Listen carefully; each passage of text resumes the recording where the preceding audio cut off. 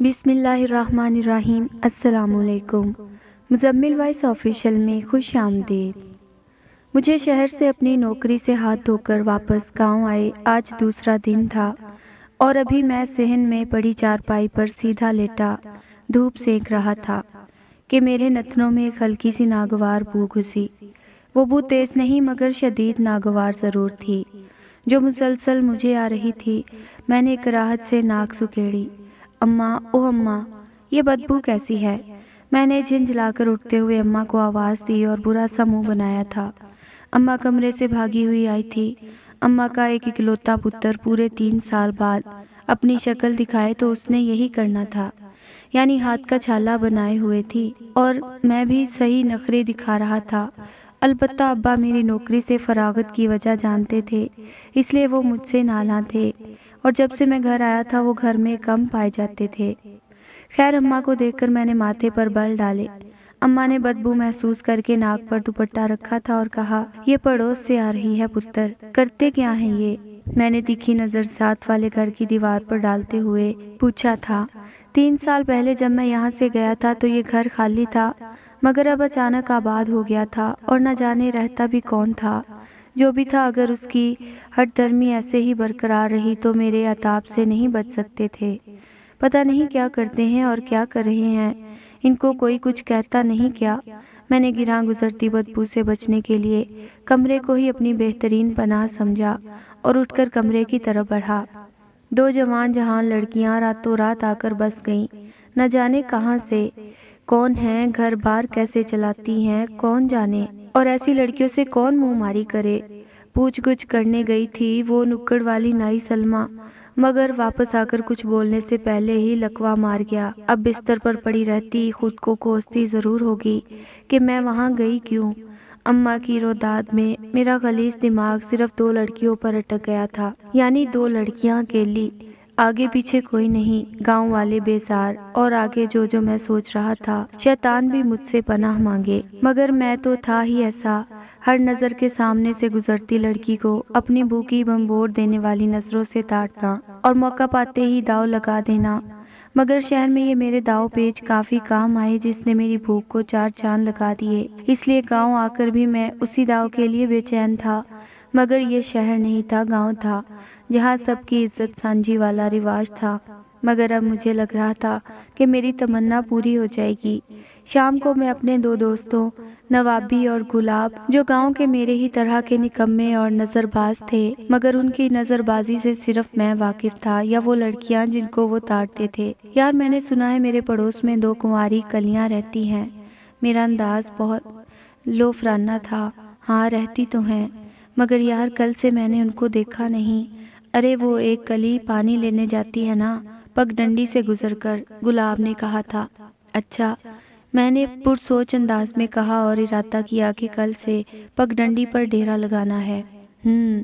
لیکن ایک کلی کو نہیں دیکھا ہم نے آج تک باہر، اور کوئی جانتا بھی نہیں کہ یہ کہاں سے آئی، کیا کرتی ہیں۔ اور آگے نوابی روداد بھی وہیں اماں والی تھی، مگر میں نے سوچ لیا تھا میں ضرور ان کی تفتیش کروں گا، اب پتہ کروں گا نا میں کہ یہ کہاں سے آئی ہیں۔ میں نے خود کلامی کی تھی اور چپ چاپ کل کا انتظار کرنے لگا۔ رات کو میں اپنی سگریٹ کی طلب مٹانے چھت پر آیا تھا۔ میں چاہتا تو کمرے میں بھی پی سکتا تھا مگر میرے اعصاب ابا کی سخت سست سننے سے قاصر تھے، اس لیے چادر کی بکل مار کر سیدھا چھت پر چلا آیا۔ سردی میں سگریٹ پھونکتے ہوئے مجھے اپنی غلطی کا احساس شدت سے ہو رہا تھا، اس لیے جلدی جلدی سگریٹ کے کش لے کر میں نیچے جانے لگا تو دھیمے دھیمے سروں میں مجھے گنگنانے کی آواز آئی تھی۔ آواز کسی لڑکی کی تھی اور پڑوس والے گھر سے آ رہی تھی۔ میں حیران و پریشان سا بائیں دیوار کی جانب چلا آیا۔ کنکھیوں سے ساتھ والے گھر کی صحن میں تانکا جھانکی کرتے ہوئے میں ساکت ہوا تھا اور میری ریڑھ کی ہڈی میں سنسناہٹ ہوئی تھی، کیونکہ اتنی شدید سردی میں باہر چارپائی ڈالے کالے لباس میں ایک لڑکی چت لیٹی آسمان کو گھورتے ہوئے گنگنا رہی تھی۔ اس کے کالے سیاہ بال کچھ اس کے کاندھوں پر، کچھ چارپائی کے پائے سے ہوتے زمین کو لگ رہے تھے۔ آسمان پر چاند نہ ہونے کے باوجود اس کا چہرہ میرے سامنے آیا تھا، لیکن اس کے چہرے کے نقش و نگار دھندلے سے تھے۔ اتنا سفید چہرہ اور ایسی باریک آواز، میں نے کبھی نہیں سنی تھی۔ اچانک خوف سے میرے وجود میں کرنٹ دوڑا تھا، کیونکہ جہاں اس کے نقش و نگار دھندلے تھے وہیں میں نے اس لڑکی کی آنکھوں اور منہ سے خون نکلتے دیکھا تھا، اور یہ منظر دیکھ کر میں خوف سے پیلا زرد پڑ چکا تھا۔ اس کا آنکھوں اور منہ سے خون نکلتا مجھے ایسے صاف دکھائی دے رہا تھا جیسے ہر طرف روشنی ہی روشنی ہو، مگر نقوش چہرے کے ابھی بھی دھندلے تھے۔ اچانک میری آنکھوں کے آگے دھند آ گئی تھی، اور دھند چھٹتے ہی جو منظر میں نے دیکھا وہ مجھے پاگل کر دینے کے لیے کافی تھا، کیونکہ ساتھ والے صحن میں نہ وہ لڑکی تھی اور نہ ہی چارپائی۔ میں جتنا دل گردے والا بنتا مگر تھا تو انسان ہی، اس لیے خوف سا کھا کر میں نیچے آ گیا اور آ کر چارپائی پر لیٹ گیا۔ میرے ماتھے پر پسینے کی ننھی ننھی بوندیں تھی اور میں مسلسل یہ سوچ رہا تھا اتنی سردی میں وہ لڑکی باہر لیٹی کیا کر رہی تھی، اور اس کی آنکھوں سے خون۔ میرے جسم میں ایک پریری سی دوڑ گئی۔ خدا خدا کر کے مجھے فجر کے وقت نیند نے آ لیا، اور پھر جب میں دن چڑھے اٹھا تو رات والے واقعے کو فراموش کر چکا تھا۔ تیار شیار ہو کر میں نوابی اور گلاب کے ساتھ پگڈنڈی پر آ گیا، جہاں سے اس کنواری کلی نے گزر کر جانا تھا۔ میرے ہاتھ میں ایک گلیل بھی تھا اور کچھ کرنے کا عزم بھی، اور یہاں سے لوگوں کا گزر بھی اس وقت بہت کم ہی ہو رہا تھا، کیونکہ آج دھند بہت تھی اور سردی بھی۔ سردی کی شدت کی وجہ سے نہ جانے کیوں مجھے وہم ہو رہا تھا کہ وہ کنواری کلی آج نہیں آئے گی، مگر نوابی نے کہا وہ آندھی طوفان سیلاب میں بھی یہاں سے گزر جائے گی، مگر گزرے گی ضرور۔ اچانک یوں ہی باتیں کرتے کرتے پائل کی چھن چھم کی آواز آئی تھی۔ بے چینی سے میں نے اس آواز کی سمت دیکھا اور دیکھ کر دنگ رہ گیا۔ میں اس کے سبک روی سے آتے نازک وجود کو دیکھ کر ششدر تھا۔ اس کے کالے سیاہ بال ہوا سے لہرا کر اس کے آدھے سے زیادہ چہرے کو چھپائے ہوئے تھے، بس ایک آنکھ اور تھوڑا سا ماتھا نظر آ رہا تھا، جس نے میرے بے چین دل میں مزید کلبلی مچا دی تھی۔ وہ چہرے سے بال ہٹانے کا تردد کیے بنا اپنے پہلو میں ٹکے گھڑے کو دونوں ہاتھوں سے سنبھالتی چلی آ رہی تھی۔ وہ بلا شبہ بہت خوبصورت ہو سکتی تھی، مگر پراسرار بھی خوب تھی۔ سارا منظر جیسے میرے وہاں کھو جانے اور اس کے سامنے سے آنے پر موقوف تھا۔ نوابی اور گلاب دونوں کی موجودگی سے میں بے خبر ہو چکا تھا۔ وہ میرے سامنے سے مجھ پر ایک نگاہ غلط ڈالے بنا گزر گئی تھی۔ میرے دماغ میں نہ جانے کیا سمائی۔ میں نے اپنا گلیل سنبھالا تھا اور اس کے گھڑے کا نشانہ لے کر گلیل کی ربڑ کو چھوڑ دیا، مگر میرے ہاتھ لرزے، آنکھیں پوری کی پوری کھل گئی تھی، کیونکہ اس کے گھڑے کو رتی برابر بھی فرق نہیں پڑا تھا۔ البتہ وہ جھٹکے سے مڑی تھی اور ایک اکلوتی آنکھ سے مجھے گھورا، اور میری بھی اسی وقت نظریں ملی تھی، اور جیسے میری آنکھوں میں کسی نے مرچیں بھر دی ہوں۔ میری آنکھوں میں شدید جلن کا احساس ہونے لگا تھا، اور میں اپنی جگہ پر کچھ بولنے سے قاصر تھا تو ہاتھ بھی میرے اپنی جگہ مفلوج ہو چکے تھے۔ وہ سبک روی سے میری طرف بڑھ رہی تھی، اور اس کی بالوں میں سے جھانکتی ایک آنکھ کی سرد مہری سے میں گھبرا کر نوابی یا گلاب کو آواز دینا چاہتا تھا، مگر بے سود۔ پتہ نہیں میری آواز کو کیا موت پڑی تھی، اور پتہ نہیں نوابی اور گلاب کہاں مر گئے تھے۔ المختصر میں بہت گھبرایا اور بے بس تھا اس وقت۔ وہ چلتی چلتی میرے بالکل سامنے آئی تھی، اور ایک ہاتھ سے گھڑے کو سنبھالے سنبھالے دوسرے ہاتھ سے میری کلائی تھامی تو ایک سرد پریری سی میرے پورے وجود میں دوڑ گئی تھی، مگر ساتھ ہی میرے حواس اس کا آدھا جلا ہاتھ جس میں سے خون اور گوشت کے لوتھڑے ٹپک رہے تھے دیکھ کر میرا ساتھ چھوڑ گئے۔ شام میں مجھے ہوش آیا تھا۔ اماں پاس بیٹھی میرا سر دبا رہی تھی۔ میں نے خشک لبوں پر زبان پھیری۔ کنواری کلی کا ہاتھ جلا ہوا، یہی سوچ کر بار بار مجھے جرجری آ رہی تھی۔ اماں مجھے یہاں کون لایا؟ میں نے درد سے ٹوٹتے وجود کو سرکا کر پیچھے تکیے سے لگاتے ہوئے پوچھا تھا۔ کون لایا مطلب؟ تو گیا کب تھا؟ اماں نے میرے بالوں میں لاڈ سے ہاتھ پھیرتے ہوئے پوچھا۔ تجھے تو بخار ہوا ہے، میں جب کمرے میں آئی تو تجھے بخار تھا۔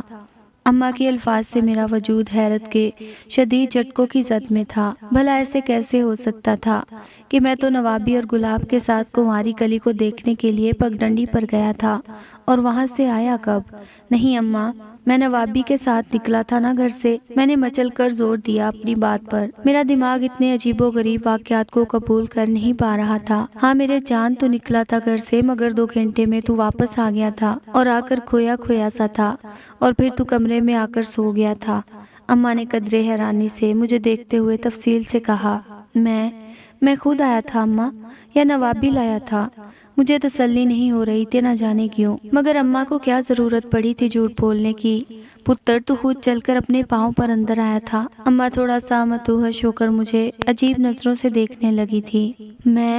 میں کن پٹی مسلتے ہوئے اذیت سے سوچنے لگا، کس گورکھ دھندے میں ملوث ہو چکا تھا میں، یا میں نے خواب دیکھا تھا؟ میں پگ ڈنڈی پر گیا اور واپس آیا تو مجھے اپنا واپس آنا کیوں نہیں یاد؟ تو آرام کر پتر، میں تیرے لیے کچھ کھانے کو لاتی ہوں۔ اماں اٹھ کر باہر چلی گئی تھی اور میں تکیے پر کمر ٹکائے سوچتا ہی چلا جا رہا تھا۔ اچانک مجھے دوبارہ وہی بساند آئی تھی جو روز پڑوس والے گھر سے آتی تھی۔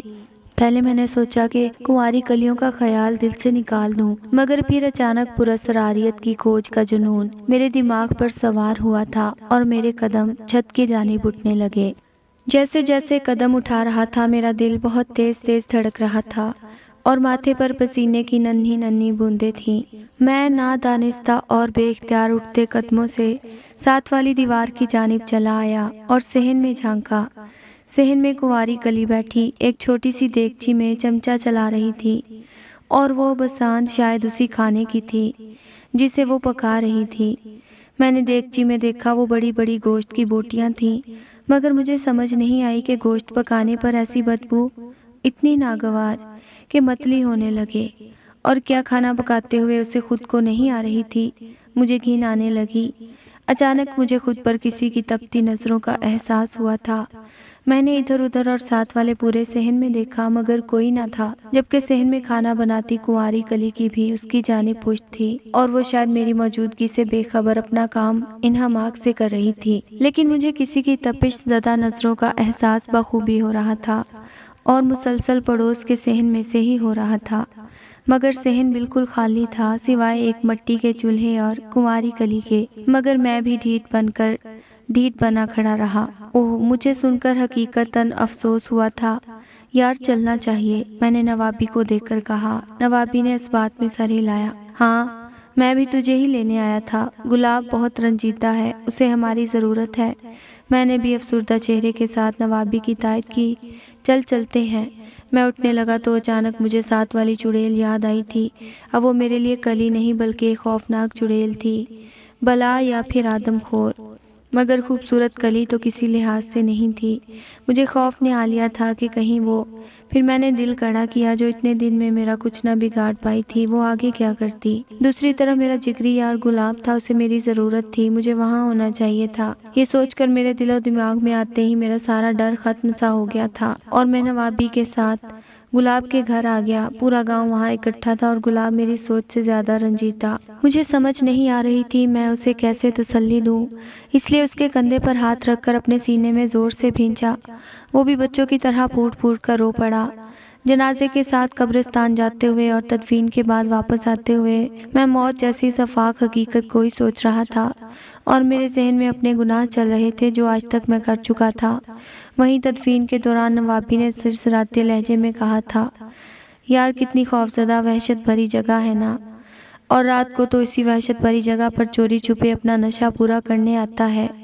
میں نے طنزیہ کہا تھا۔ اس نے منہ بنا لیا تھا اور مجھے اس کی ابھی کوئی پرواہ ہی نہیں تھی۔ میں تو اپنی سوچ رہا تھا کیا ہوگا میرا حساب کرتے ہوئے مجھے جرجری سی آ گئی۔ میں سارا وقت یہی سوچتے سوچتے اپنے گھر کی گلی میں آ گیا تھا۔ اے پتر، اچانک مجھے کسی نے پیچھے سے پکارا۔ میں رکا اور مڑ کر دیکھا، وہ کوئی قدرے جھک کر چلتی ہانپتی عمر رسیدہ مائی تھی۔ ہاں جی، میں نے لطیف لہجے میں پوچھا۔ اس کی دھونکتی کی طرح چلتی سانس دیکھ کر مجھے نہ جانے کیوں اس پر ترس سا آیا۔ مجھے اپنے ساتھ والے گھر میں چھوڑ دے۔ کون سے اماں جی؟ مجھے لگا مجھے سننے میں غلطی ہوئی ہے۔ بڑھیا نے میری جانب حیرانی سے دیکھا۔ ارے وہیں جس میں تو اس دن تاک جھانک کر رہا تھا۔ بڑھیا نے ہاتھ نچایا۔ میں خفیف سا حیران ہوا اور بہت سارا شرمندہ، لیکن سوال اب تک جوں کا توں تھا۔ لیکن اماں جی آپ وہاں؟ مجھے سمجھ میں نہیں آ رہا تھا میں اپنے ذہن میں کلبلاتا سوال کیسے پوچھوں۔ وہ تو میری نظر میں دو آدم خور لڑکیوں کا مسکن تھا۔ اماں میری طرف جانچتی نظروں سے دیکھ رہی تھی اور ان کی آنکھوں میں شک بھی تھا۔ مجھے گھر چھوڑ، پھر میں تجھے سب بتاتی ہوں۔ چل کر میری سانس اٹک گئی ہے، بھلا سہارا دینے کے لیے بھی تو کوئی ہو نا۔ یہیں گر گئی تو ان کی بولتے بولتے بھی سانس پھولنے لگی تھی۔ میں نے ازرائے ہمدردی آگے بڑھ کر ان کا ہاتھ تھاما۔ ان کا نحیف سا ہاتھ کافی جریوں زدہ تھا۔ میں مائی کے ساتھ چھوٹے چھوٹے قدم لے کر چلنے لگا۔ میں ان کے صدیوں میں چلنے پر بیزار بھی ہو رہا تھا اور دماغ میں یہی سوچ رہا تھا کہ میں باہر سے ہی چھوڑ کر اپنے گھر چلا جاؤں گا۔ اس دن جس کو تو نے دیکھا تھا وہ میری بیٹی تھی، بڑھیا نے خود بات شروع کی تھی۔ میں ششدر رہ گیا۔ بیٹی؟ کنواری کلی یعنی آدم خور اس بڑھیا کی بیٹی؟ یہ ماجرا کیا تھا؟ لیکن وہ تو انسان کی ہڈی۔ میرے لبوں سے سرسراتے لہجے میں نکلا۔ اتنے میں اس کا گھر آ گیا تھا۔ اس نے دروازے کے کواڑ سے دھکیلا تھا اور میں نے اس کے اندر قدم رکھنے میں میری مدد دی تھی۔ ہاں جانتی ہوں، اندر چل پھر بتاتی ہوں تجھے۔ اندر دروازے پہ کھڑے ہو کر اس نے کہا تھا۔ نہیں مائی، میں نے ٹالنا چاہا مگر اس سے پہلے ہی بڑھیا بول پڑی تھی۔ یہاں کوئی بھوت ووت نہیں ہے اور یقین کر یہ بات میں نے صرف تجھے بتائی ہے، اور تجھے نقصان پہنچانا ہوتا تو اب تک پہنچا چکے ہوتے اگر ہم چڑیلیں ہوتی تو۔ بڑھیا نے سنجیدگی سے کہا تھا۔ میں شرمندہ سا ہو گیا۔ میں مائی کے ہلکے پھلکے طنز پر شرمندہ و مطمئن بیک وقت ہوا تھا۔ بے شک وہ صحیح ہی کہہ رہی تھی کہ اگر وہ انسان نہ ہوتی تو 3 دن میں ہی میرا کام تمام ہو جانا تھا۔ وہ اتنے دن کا انتظار کیوں کرتی بھلا؟ میں خفت سے سر اس بات میں ہلاتا اندر آیا۔ میرے اندر کہیں زیادہ یہ تجسس بھی تھا کہ اگر وہ انسان ہی تھی تو ایسے کیسے وہ انسان کا گوشت کھا سکتی تھی؟ مجھے سوچ کر ہی متلی سی ہوئی۔ پورے صحن میں ایک کمرہ اور ایک غسل خانہ تھا جہاں رفع حاجت کی سہولت بھی تھی۔ میں پہلے یہاں آ چکا تھا۔ بچپن میں یہاں نواب شاہ سے آئے ایک میاں بیوی رہتے تھے جو مجھے اپنے بچوں کی طرح ہی چاہتے تھے۔ یہ گھر تب سے اب تک ایسا ہی تھا مگر پہلے یہاں اتنی ویرانی نہیں تھی جیسی ویرانی اب چھائی ہوئی تھی۔ میں جتنی دیر اپنی زیرک نگاہوں سے دور دیوار کو اتار اتنے میں مائی صحن میں کھڑی اکلوتی چارپائی کو بچھا چکی تھی۔ آجا پتر، مائی نے مجھے کہا تو میں خیالوں سے ہڑبڑا کر چارپائی پر جا بیٹھا۔ مائی میرے سامنے پیڑھی پر بیٹھ گئی تھی۔ معاف کرنا پتر، میرے گھر میں اس وقت کچھ نہیں ہے۔ مائی قدرے شرمندہ ہوئی تھی۔ میں نے بھی خجل سا ہو کر کہا، اور ضمیر نے ملامت بھی کی کہ بلا وجہ اپنی وجہ سے میں کسی کی عزت نفس کو ٹھیس پہنچائی۔ کوئی بات نہیں مائی۔ ہاں کوئی بات نہیں، کیونکہ ہمیں چاہیے ہی کیا؟ مائی نے عجیب سے لہجے میں کہا تھا۔ میں چونکا۔ مائی، اس دن وہ میرے دماغ کو سنسناتا سوال میرے لبوں پر مچل ہی آیا۔ وہ مائی نے گہری سانس بھری۔ وہ میری نواسی ہے۔ ہم جڑاوالا گاؤں کے رہنے والے تھے۔ میری بیٹی بہت خوبصورت تھی مگر بہت تانک جھانک ہی آتی تھی۔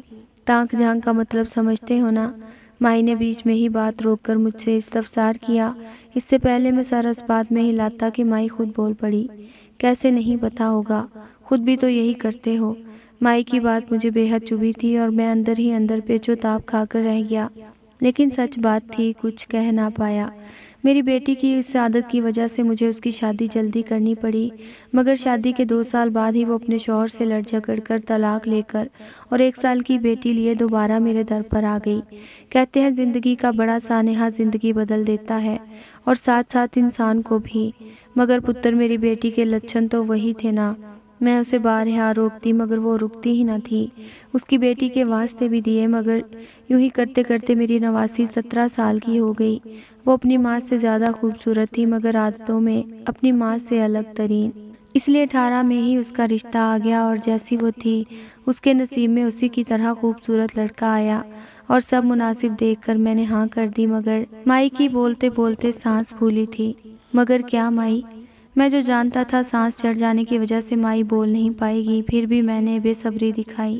چند منٹوں میں مائی کا سانس درست ہوا تو انہوں نے بولنا دوبارہ شروع کیا۔ مگر میری بیٹی کا دل میری نواسی کے ہونے والے شوہر پر آ گیا۔ میری بیٹی تھی، اس کا التفات کیسا ہے، مجھ سے کیسے چھپ سکتا تھا؟ اور میں اس کی نظروں کی بد نظری سمجھ گئی تھی اور وہ بھی میری بیٹی کی زلفوں کا عاشق ہو گیا۔ ایک رات وہ رکی، میں جو ہونکوں کی طرح منہ کھول کر سن رہا تھا اور حیران ہو رہا تھا کہ اماں ایسا بھی کر سکتی ہے۔ چونکا۔ مائی کی آنکھوں میں آنسو تھے۔ ایک رات وہ دونوں بھاگ گئے، میری نواسی کی خوشیوں کو روندتے ہوئے بھاگ گئے۔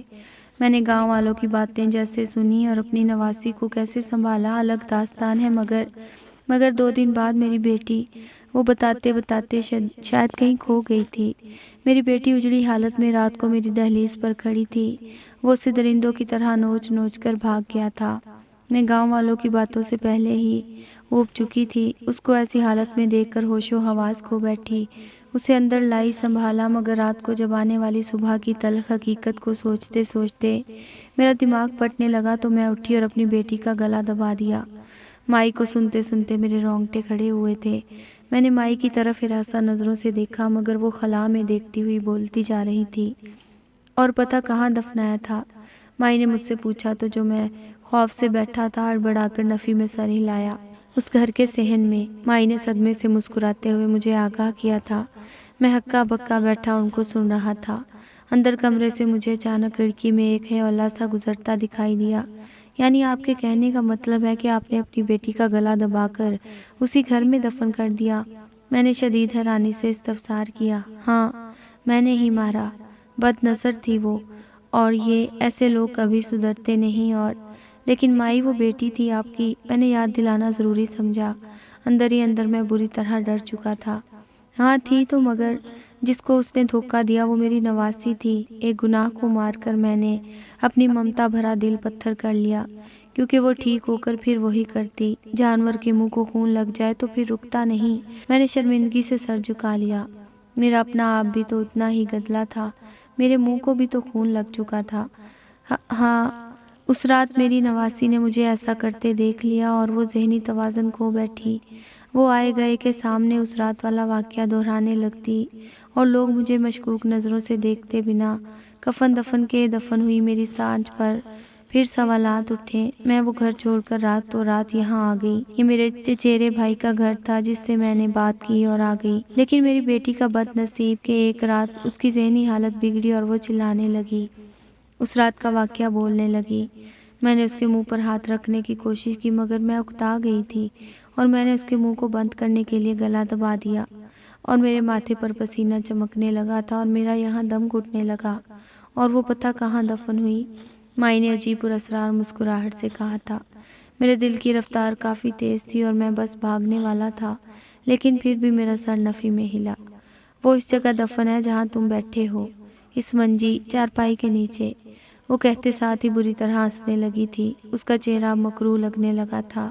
میں اپنی پوری ہمت مجتمع کرتے بھاگتا۔ میرے ذہن میں جھماکا سا ہوا، وہ لڑکیاں دیکھنا۔ پھر میں رکا، اپنے حواس بحال کیے اور دل گڑا کر کے اس کی طرف دیکھا۔ لیکن وہ اس دن جو آپ کی نواسی، وہ سانچ اور سانوری ہیں، اب بھی مجھ سے ملنے کے لیے آتی ہیں۔ میں نے ان کے ساتھ کیا اور وہ میرے ساتھ کیا کرتی ہیں؟ مجھے مرنے کے بعد بھی تنہا نہیں چھوڑا۔ میں بھی ان کے اہتمام کے لیے قبر میں سے لاشیں نکال کر لاتی ہوں اور وہ اتنے سے خوش ہو جاتی ہیں۔ مائی کوئی سی کہہ رہی تھی اور میرا ڈر کہیں جا سویا تھا۔ ماتھے پر بل لیے میں نے سب سننے کے بعد گہرا سانس لیا تھا اور سر جھٹک کر کھڑا ہو گیا۔ جنات تو بھوت روح ہوتی ہیں یا نہیں، مگر میں اس نتیجے پر پہنچا تھا کہ یہ کوئی دوسری مخلوق نہیں بلکہ مائی اور اس کی بیٹیوں کو علاج کی ضرورت تھی اور کچھ نہیں۔ اور یہاں جتنی بھی کنواری اور بڑھیا رہتی تھی سب آدم خور تھیں، اور سب سے بڑا گناہ وہ لاشوں کی بے حرمتی کرتی تھیں اور اپنی من گھڑت کہانی بنا کر چاہتی تھیں کہ کوئی ان کی اصلیت سے واقف نہ ہو۔ لیکن اب میں گاؤں والوں کو اکٹھا کر کے ان کو یہاں سے نکلوانا چاہتا تھا، کیونکہ یہاں گاؤں میں مردوں کی بے حرمتی ہو رہی تھی اور سب اتنے غافل تھے۔ مجھے غصہ آ رہا تھا۔ بڑھیا میرے گھر سے نکلنے سے بے نیاز بے ربط بولتی ہی جا رہی تھی۔ میں نے اپنے گھر آ کر اپنے اوپر بھی توف بھیجی کہ میں اتنے دن ڈرتا رہا، بھلا اپنی عقل ہی استعمال کر لیتا۔ روح، جنات یا ماورائی مخلوقات اتنی آسانی سے نظر آتے ہیں بھلا؟ میں بھی نہ۔ اب اس مائی اور ایک یا دو جتنی بھی تھیں آدم خور کنواری کلیوں کو گاؤں سے نکلوانا تھا۔ اس سلسلے میں تو سب سے پہلے مجھے نوابی سے ملنا تھا۔ وہ قبرستان جاتا تھا اپنا کوٹا پورا کرنے۔ مجھے اس سے پوچھنا تھا کہ کسی رات اس نے مائی کو دیکھا لاشوں کی بے حرمتی کرتے، کیونکہ وہ یہ کام دن میں تو نہیں کر سکتی تھی یا اکیلی ہونا ہو ساتھ اس کی کنواری کلیاں بھی اس گھناؤنے کام میں شامل ہوں گی۔ مگر کیسے؟ میں نوابی سے ملنے جا رہا تھا کہ ابا نے مجھے اپنے پاس کسی ضرورت کے لیے بلا لیا، اور ابا کے پاس سے اٹھتے اٹھتے مجھے عشاء کے بعد کا ٹائم ہو گیا تھا، مگر میں نہ جانے کس احساس کے تحت گھر سے نوابی سے ملنے کے لیے نکل کھڑا ہوا۔ سردی کی راتوں کی وجہ سے پورا گاؤں سائیں سائیں کر رہا تھا۔ میں نے نوابی کے گھر جا کر دروازہ کھٹکایا اور کسی کے آنے کا انتظار کرنے لگا۔ کچھ منٹوں بعد دروازہ نوابی کی بہن نے کھولا تھا اور میری حسب فطرت نظر بٹکی، مگر پھر خود کو سرزنش کر میں نے نوابی سے پوچھا، بھرا وہ تو نکلے ابھی۔ اس نے میری نظروں کو بھانپ کر دوپٹہ صحیح کرتے اور دروازے کی اوٹ میں ہوتے کہا تھا، اور میں خود کو ملامت کرتا وہاں سے کوئی جواب دیے بنا ہٹ گیا۔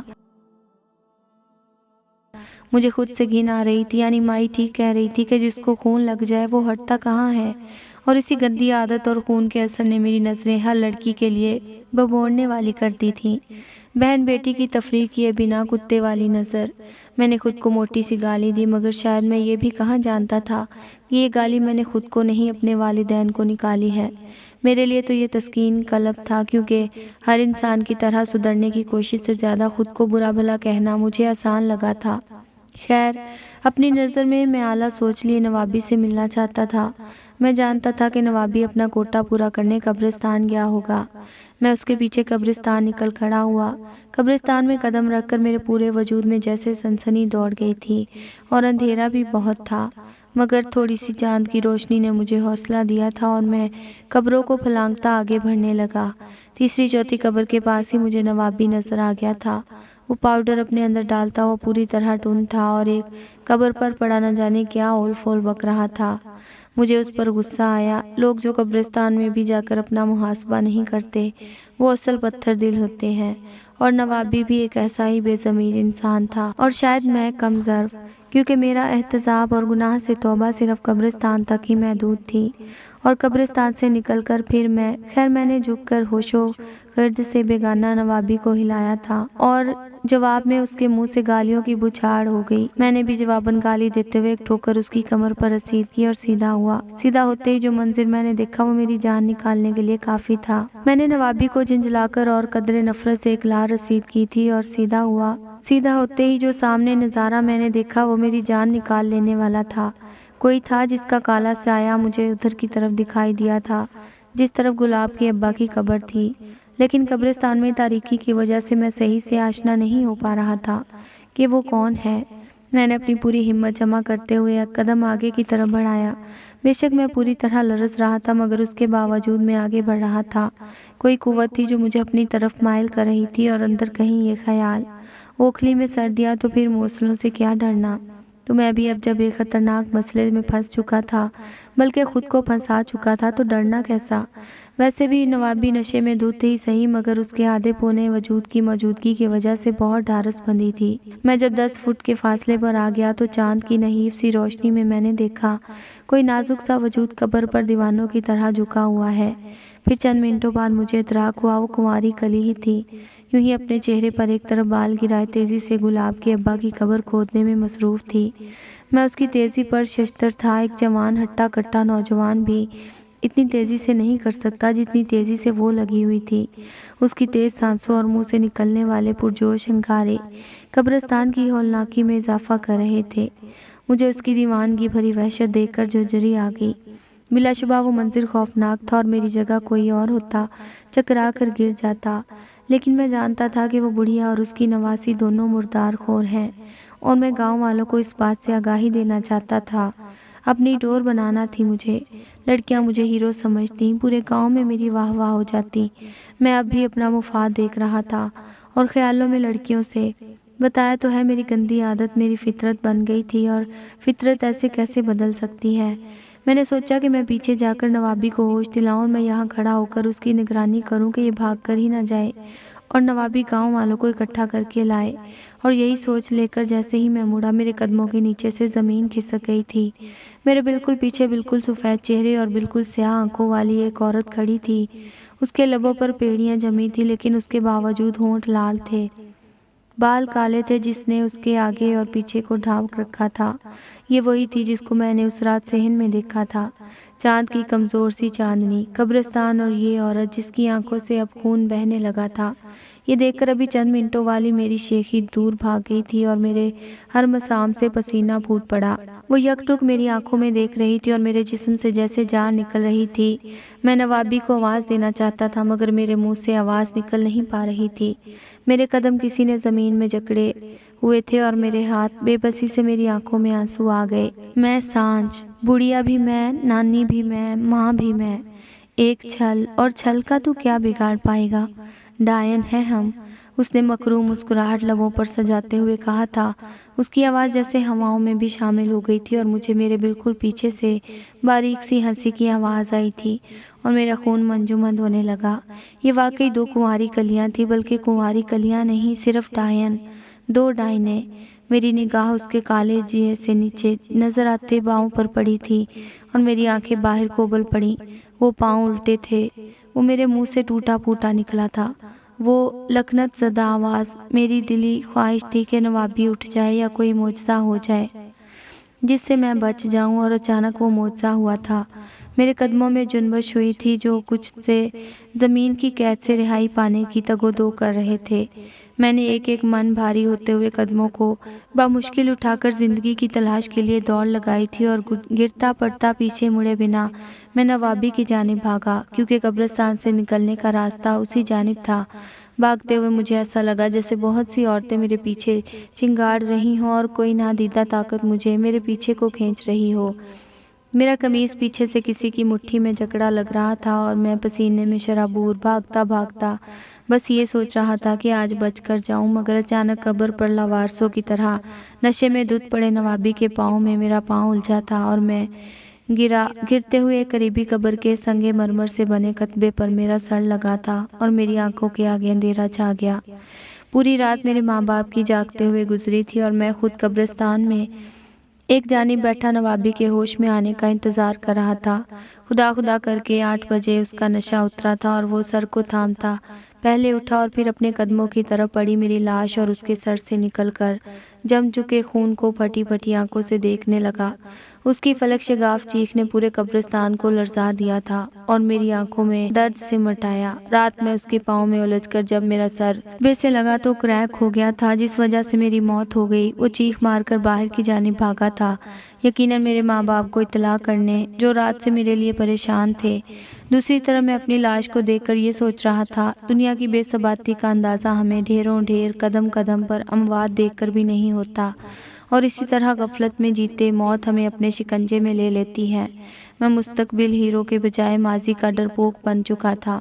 हाँ, मैं सही था कि वो ऐसे कैसे नुकसान पहुंचा देती मुझे, जबकि उनका मकसद तो मेरी जान लेना था, सिर्फ नुकसान पहुंचाना नहीं, और उन्होंने ले ली थी। वो रोज़ आती है और मेरी जानिब तमस्खुर से देखती है। मेरी कब्र भी गुलाब के अब्बा की कब्र के साथ बनाई गई है, और आज रात शायद मेरे जिस्म को उस देगची की जीनत बनना हो। नवाबी भी रोज़ रात को अपना कोटा पूरा करने आता है और अब उसका ठिकाना मेरी कब्र है। अक्सर वो टुन होकर मेरी कब्र पर ही बिखर जाता है, लेकिन मेरी शदीद ख्वाहिश है कि वो सुधर जाए। अफसोस उसने मेरी हालत से भी इबरत हासिल न की। कोई भी मरते हुए उसे इबरत हासिल नहीं करता, मैंने भी नहीं की। कहने को तो मेरी बदनज़री छोटी सी बात थी, मगर इसी बदनज़री ने मुझे इस हाल तक पहुंचा दिया, और अब मैं सिर्फ एक दोबारा ज़िंदगी मिल जाने की हसरत ला हासिल में भटक रहा हूँ, भटकता रहूँगा।